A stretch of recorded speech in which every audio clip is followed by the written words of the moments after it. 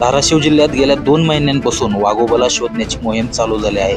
कधी धाराशिव जिल्ह्यातील येडशी येथील अभयारण्यात तर कधी बार्शी तालुक्यात फिरणाऱ्या या वाघोबाला शोधण्यासाठी ताडोबा व्याघ्र प्रकल्पात काम करणारी तज्ज्ञ लोकांची टीम बोलावण्यात आली होती, मात्र त्यांना सुद्धा यात अपयश आलं आहे। वाघोबा मात्र आपल्या मार्गावर ठाम होते। त्यांचा विशेष असा थांगपत्ता कुणालाही लागलेला नाही। काल मात्र वाशी तालुक्यातील वडजी गावाच्या शिवारात असलेल्या तळाकाठी शिकार केल्यानंतर या वाघाचे अस्तित्व जाणून आले। आता पुन्हा पुणे येथील रेस्क्यू टीम दाखल झाली आणि पुन्हा एकदा नियोजनात्मक काम सुरू झाले।